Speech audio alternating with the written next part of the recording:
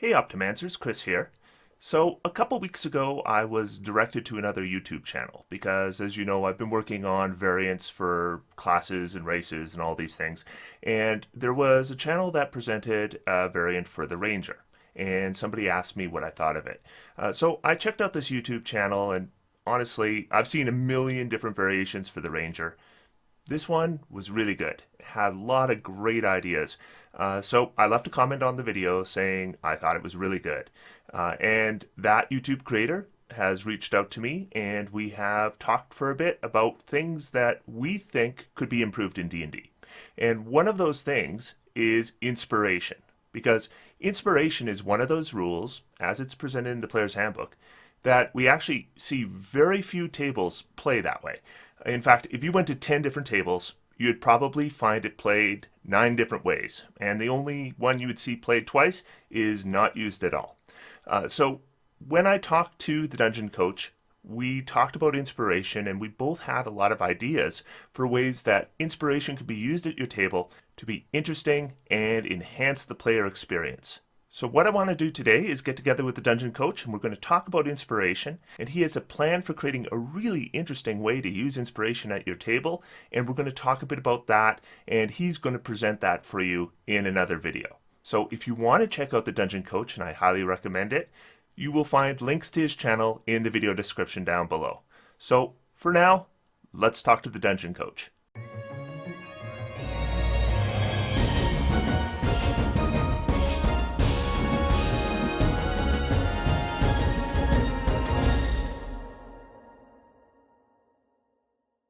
Hey, Dungeon Coach, are you there? Hey, how's it going, man? I'm feeling inspired. Yeah, I want to talk about inspiration today, so that's good. So both of us have ideas on how to use inspiration at our tables that are different than are written in the player's handbook. Rules as written. Yeah, Yep. but I want to go over because some people actually don't know what's written in the player's handbook as far as inspiration goes. Right. So I want to kind of review. I've been doing it my way so long, I forgot too. Yeah, I want to review what those rules were before we start talking about changing them. Yeah, the way the player's handbook presents inspiration is that number one, to award inspiration, the DM would normally, they're a little bit vague, but they say basically that a DM would award inspiration when a player plays their character according to the ideals, bonds, and flaws that are written on their character sheet. Really, when they make their character, I don't even think most players realize, especially beginning players, that that's even that important of a part and tied into an in-game mechanic like inspiration, and they just kind of blow it off like, oh, whatever. Well, I mean, there's random tables, right? Right. Yeah. What's my personality? Here yeah. it is. Which is good for a beginning player, but Oh, for sure. then for using inspiration, the idea is that once a character has inspiration, they either have it or they don't.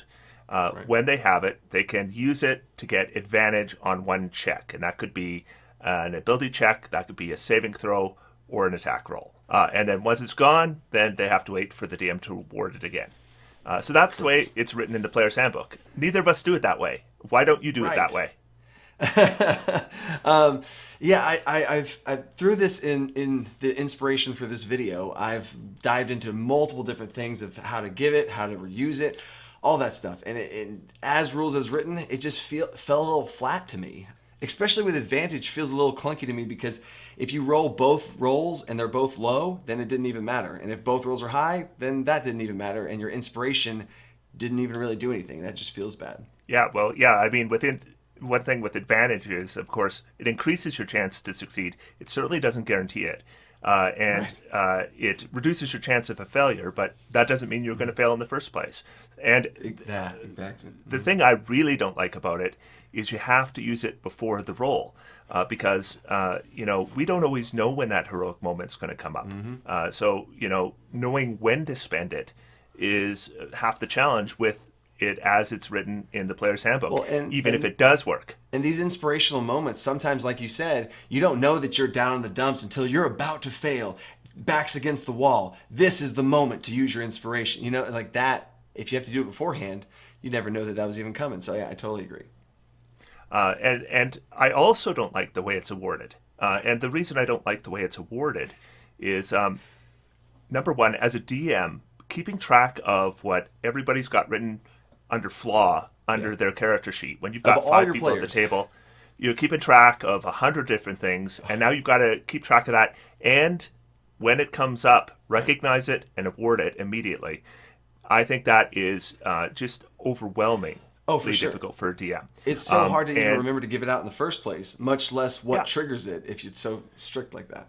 and the other thing I don't like is that if I'm playing a character, uh, I might start with things written under ideals, bonds, flaws, but characters evolve, right? Right. Sometimes when we start playing them, we see how they interact with other PCs, and that character takes a life of their own that wasn't written on the page when we Right. planned that character. Especially when they have And these big story arc moments where they yeah, they they have something happen to them that changes them, and if they're in a box where they only get rewarded for this personality yeah. trait and this flaw, if it's going to change and evolve, like you said.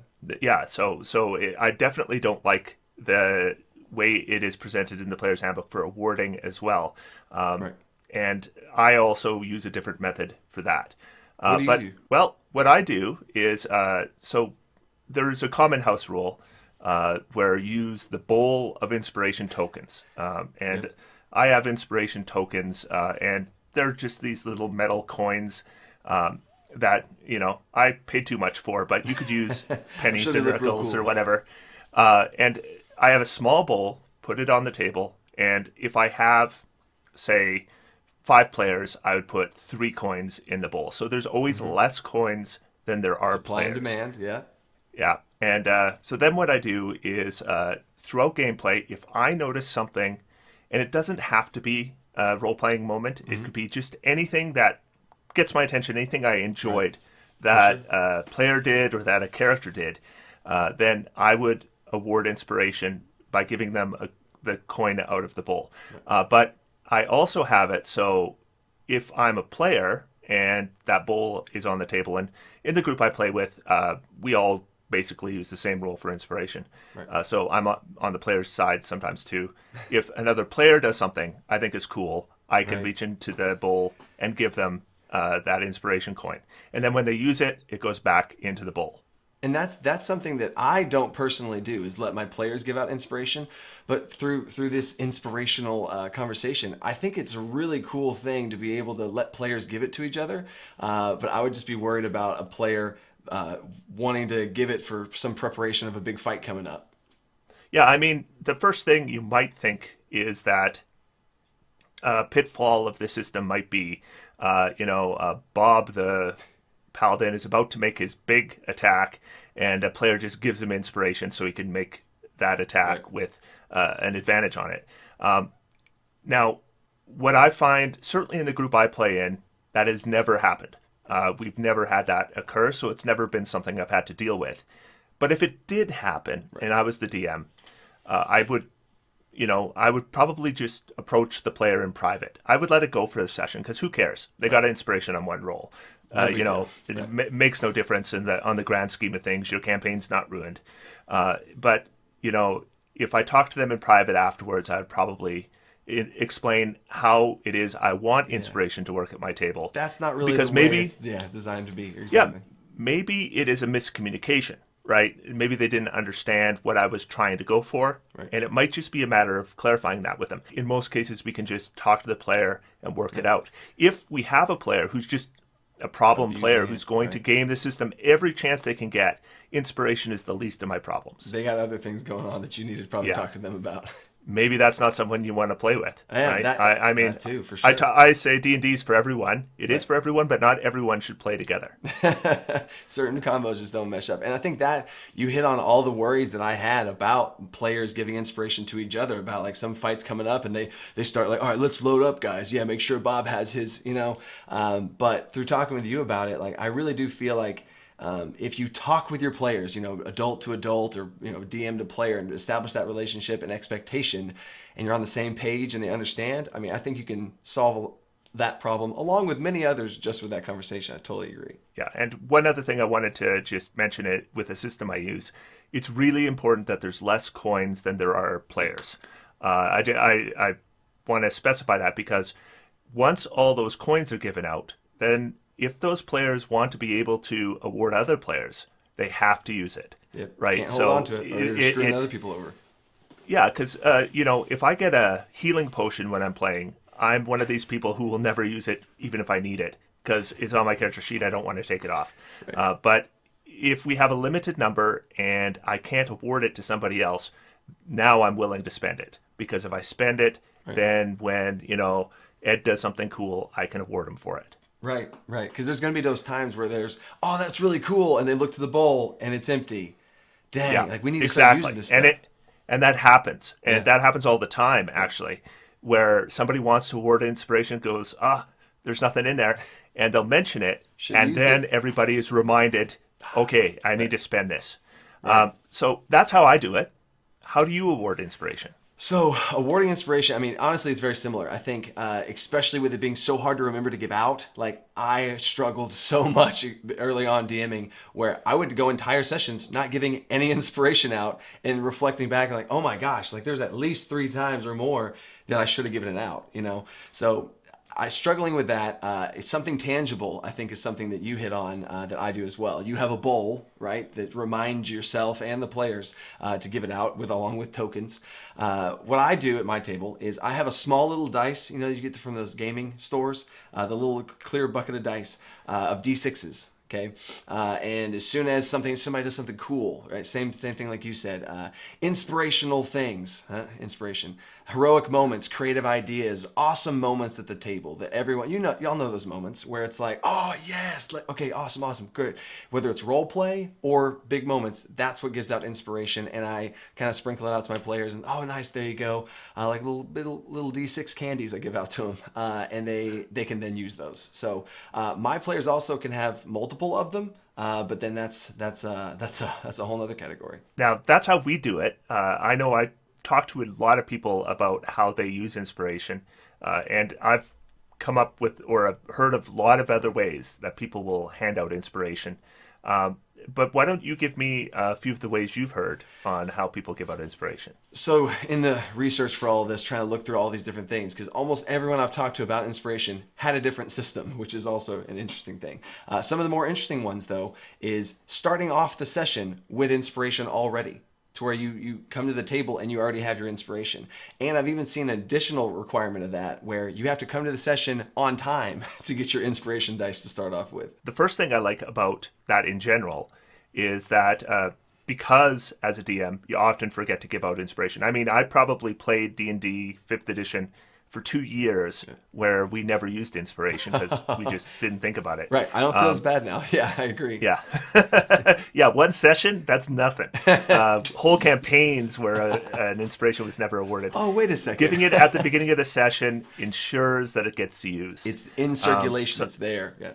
Yeah, and the on time I like too, because we don't just want to award things that happen in session. We want to make the entire session better for everybody. If everybody shows up on time, they get a little reward for that, and it's going to encourage people to show up on time, and that does enhance things for the other players who showed up on time. Well, and it's also about you as the DM of what do you want to entice your players to do? What do you want to have be that reward or the carrot on a stick for that inspiration? If you want them to be on time, then have that be a part of your thing. If you don't want to include out-of-game things for in-game stuff, then don't include that. But it just depends on the DM of what you want to have to be that requirement for your players to be rewarded for it. So I see all the cool parts of that. Another thing on this list is role-playing your positive and negative traits. We talked about that, which is something good. Like you do want your players to role-play their character, but not putting it in a box about this specific thing or that specific thing. So big, huge moments of heroic feats. I think that's another thing that me and you also add on top of it. So that's a good one. These two are interesting. Rolling a nat 20 and rolling a nat 1 and gaining inspiration after either of those two things happen. What do you think about that? I think definitely interesting. Right away, the thing that I definitely like is the rolling the nat 1. Yeah. Because, if sometimes you have that frustrating session where you just, the rolls are all bad. Bad. And it feels like you're just not getting to do anything effectively. Giving somebody inspiration when they roll that natural 1 gives them the chance later on that they can do something well. Right. So I definitely like that. I'm not a fan of the natural 20 inspiration for the exact reverse Opposite reason. reason, right? Things are going well for you. You're good. Maybe Yeah. inspiration needs to go to somebody else, right? Because Not you you. got in, yeah. Well, if one person is doing really well, they kind of have the limelight. Right. I don't want to create mechanics that Double are down going to on the give them limelight. even more of the limelight. Right. Yeah. Right. What else have you heard? I also got, we talked about this, about clever plays, as far as whenever there's some sort of problem or some sort of puzzle, a blockade, and you figure out a way around it or through it or whatever, inspiration for the person that figured something out. And this one is really interesting because the player is in control of it a little bit. It's called claiming a setback. And it's when you role play or give yourself disadvantage or have some sort of negative effect that you're purposely taking on, choosing to fail a role entirely, where you're taking a setback on purpose, knowingly getting some sort of negative effect from it, and you gain inspiration because of that. What do you think about that? I think that could be really good if the moment where you get the setback or the effect it has is meaningful. Right. I don't want to have it where, everybody needs to make a history roll to know if they recognize this name. And, I'm taking disadvantage on that. Yeah, I've got a bad I don't have history anyway, so Right. and the wizard's going to make that roll, so Right. I'll take disadvantage. And I get I don't want inspiration. that. Yeah. Yeah. Right. Yeah. No, it's got to be something that is dramatic. Right. That is going to, you had this epic failure, so later on you can have this epic success. Your character's swelled with fear from some past in their backstory, and they just are paralyzed in this moment, and they just straight up fail a big save at a big moment because their character couldn't. And it doesn't even need to be disadvantage. I could see just saying, I'm going to fail this important role. Oh, for sure. So I mean, that's all the ways that I've seen. There are a lot of interesting ways to give inspiration and award it, because I think the important thing is I don't only want to reward it to those strong role play players that just role play very well and they just keep getting all that inspiration. I want to have other ways of the problem solvers, the huge moments in battle or whatever, that they can have multiple ways for those moments of fun at the table to be rewarded for. Yeah, I mean, I've heard of a few others too that I think are pretty interesting. One I've heard is, often when you play, somebody kind of gets nominated to track party treasure or do the mapping or the note taking, or they're the one who you bring back that NPC. They know who their name is because they consult their notes. And Marisha Ray from I've Critical Role has that binder. Yep, for sure. Yeah. And I've seen DMs who say that that's what they can give inspiration for. I think that's a good idea. Again, it's not about role playing; it's about enhancing the experience at the table for everyone. Mm-hmm.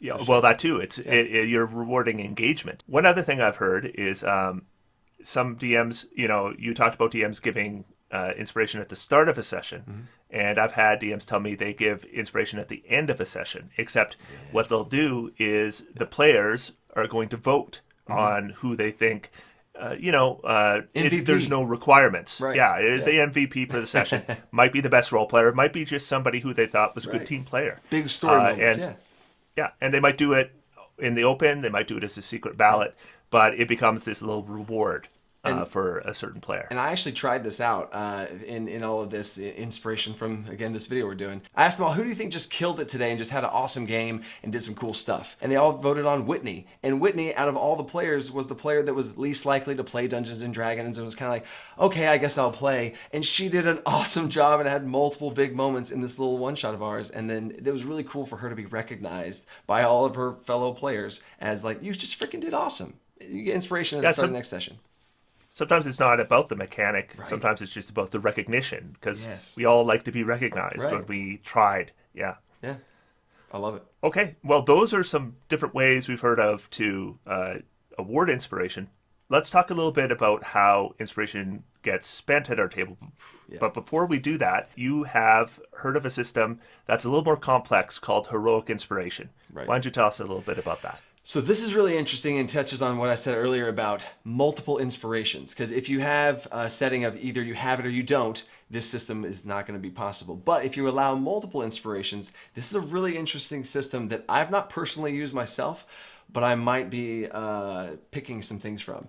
So heroic inspiration lets you be able to do what's called heroic acts, and you can spend your inspiration like normal, one at a time is whenever you get them. But if you want to spend multiple inspirations, you can do some cool stuff. So if you spend 2 inspirations, you can do something called a heroic save, where if you're about to have a saving throw, your DM asks you to make a saving throw, Constitution saving throw, Strength saving throw for a boulder you're about to get crushed by, whatever.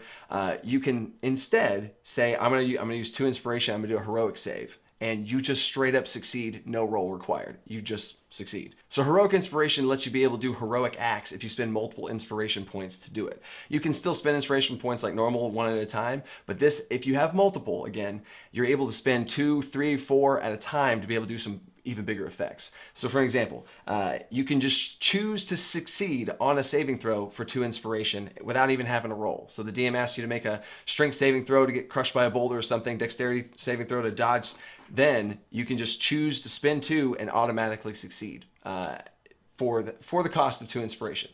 Another thing is a legendary action. This is kind of crazy, but it lets your player have a legendary action on not their turn. They get their movement and 1 action to be able to use, but it costs 3 inspiration. So this system is really interesting to me.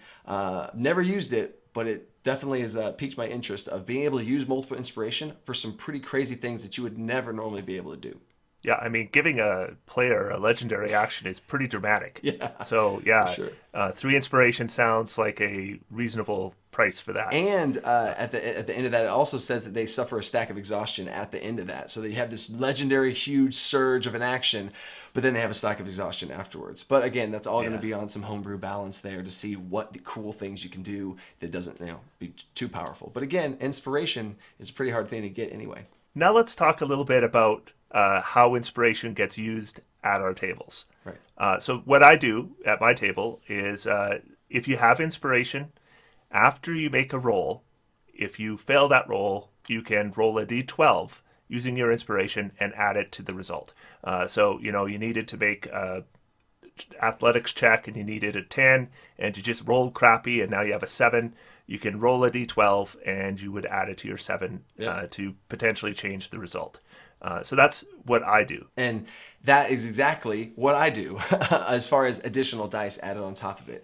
We already talked about how advantage can just feel like it washes away or doesn't come into play at all, and it didn't even really need it. But if you have inspiration be additional die rolls added onto it, kind of like bardic inspiration, then it for sure affects the roll every time. Even if, if you roll a 1, it might not have been a game changer, but at least it did something. So what I do at my table is, first off, an interesting difference from yours is I have multiple inspiration that I give out. My players aren't allowed to give it out to each other, but that's definitely something I'm interested in trying out.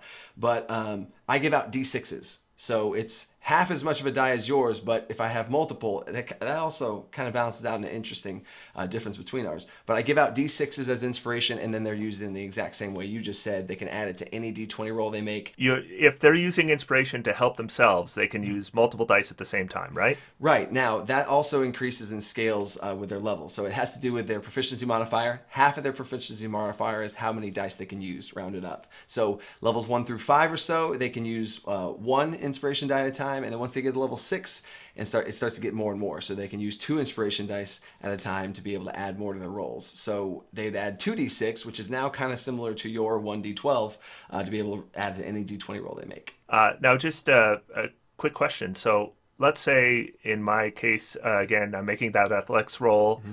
I rolled a 7. I needed a 10. Right. I decide to use inspiration. I roll my d6, and I roll a 1. Do I get to use my other d6 to try to boost it again? I see what you're saying. I originally, when I first started this whole thing, I was like, yeah, sure, you can keep adding on to it. And that just feels bad. Whenever you have, okay, is it there yet? Roll again. Is it there yet? That just feels bad. So what I have is, if you choose to use your inspiration, you choose that one moment and you choose how many you're going to use, right? I've had bigger moments at the end of a level 20 campaign where they had multiple inspiration dice and how many are you going to use? I'm going to use this many. And they could choose that moment and then use them because it's right there and they use it, and that's the big moment. One mechanical thing I would just note about using 2d6 versus 1d12 is that with 2d6, you're going to get a much more reliable result. You're going to really push towards that 7. With a 1d12, you have the same chance of rolling a 1 Right. as you have of rolling a 12. And I'm not sure which is better. Right. I'm just pointing out that if you want a more reliable result, 2d6 might be the way to go. If you want a more risky result, Yeah. 1d12 is the way to go. Because I absolutely love the D12. Like as soon as told me about this D12 you use, and it could be a 1, but it could be a 12, and that one die represents all that chance. I really like that. Yeah, and I like every opportunity to use d12s more. I think a d12 is an underused die, and sure. when I was thinking about this, I was thinking definitely d12. Gotta be. So you mentioned some different ways when you're talking about heroic inspiration that it might be spent, other than an extra die or dice, like we do at our tables. So I'm wondering, what else have you heard in ways that inspiration might be spent? So, and that's kind of what my inspiration to try and buff up inspiration is I want to give my players more options to use them. So a lot of these I have not actively used yet, but through this process and hopefully that we've shared with our you guys now is new ways to use them and entice your players to not hoard them and actually get them to use the freaking inspiration. So here's a couple things. We already talked about the rules as written is advantage, and we've broke that down. How me and you use it is additional dice added on. I think that's a really awesome way to go with it. But some other cool things is turning a hit into a crit. I could see think that's that pretty being interesting. really effective, especially if you're playing a rogue or a paladin, because of course you have the ability to add so many more dice to a crit. Right. Everybody can use this except for the paladin, Larry. You're not allowed to do it. Some classes we get more than others. Monks not so much. Right. No big surprise there. But definitely some classes get huge bonuses from that. And even I have a homebrew rules video where I talk about spell criticals. Well, I'm going to cast Fireball, but I'm going to make it crit, for lack of a better word, and just be able to re-roll dice of all the dice that you roll. And effectively, that's the thing I do for spell criticals. And So like the empower meta magic. exactly, which ties into a lot of the homebrews. When I try and do homebrews, I try and tie it into the base mechanics of the game. So I think that's another way you can use it there with inspiration that just came to us right now. Another thing is the I know a guy. Now, I use this I know a guy feature just without inspiration, but I've seen people tie inspiration to it, and you can use your inspiration to say that you know a guy. Like there's a person in the city that I know from back in the day, and he's here, and I think he would have. And you would basically create an NPC on the fly that would fit into your backstory and make sense, and use the inspiration in that way. Thought that was interesting. I have a thing. Is you're in the middle of the situation, and do we have rope? Oh, I don't know. Do we inspiration? Like, yeah, I purchased rope back at town. Blah blah blah. Oh, my halfling So character is going to use inspiration that way all the time. I have a thing. I'm always And- prepared. Yeah. Always. So I think those are other little extra nuggets that I think would be nice to be able to get players to use those inspiration. Do you have any others? I just have one more. Now, I was talking to somebody on Twitter about how inspiration can be used. His name is DM Behind the Screen. He's a great Twitter user, has lots of interesting ideas.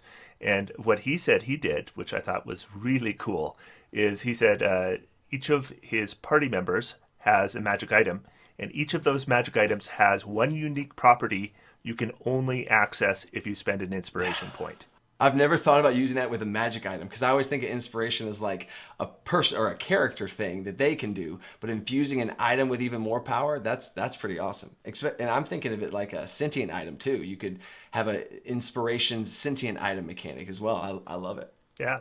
Now, speaking of doing individual character inspiration uses, you have a plan for making inspiration something that is class-based. Or at least Yes. a class-based use for inspiration, so that each class would have a different use of inspiration. A druid is going to get inspired very differently than a barbarian in an inspirational moment, or at least have access to do more cool stuff, different stuff between them. So I'm going to have an entire video where there's each class of what they could possibly do with their inspiration across the board, and I want you to be a part of it. When I heard about this, it got me thinking, and I thought, why not even go a step further and make it even more specific? Because with some classes, Love it. subclasses are very different.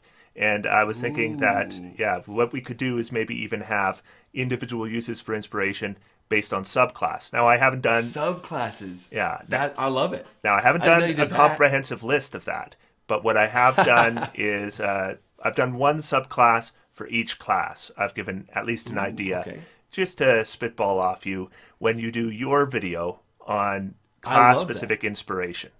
And that fits so perfectly into that because I have the base classes of what they can do. Like for a druid, they'd be able to shapeshift with an inspiration into something with 1 HP. Because there's so many times that you want to shapeshift into something small and scurry around like a mouse or something, but then you've just burned one of your wild shapes. But if you use inspiration, you can use it for this little cheap 1 hit point wild shape without having to burn your other slots. Or something like a cleric being able to cast guidance or bless for free using an inspiration. So tying it even deeper down into subclasses, I love that. Well, I think that's the end of our conversation here today. But I do want to encourage all my viewers that the video on classes and inspiration specifically for classes is up on Dungeon Coach's channel right now. So I'm going to link that video in the video description. So I encourage everyone to take a look at it and let me know what you think. Awesome. Otherwise, I'm going to sit back, relax, and have some fun.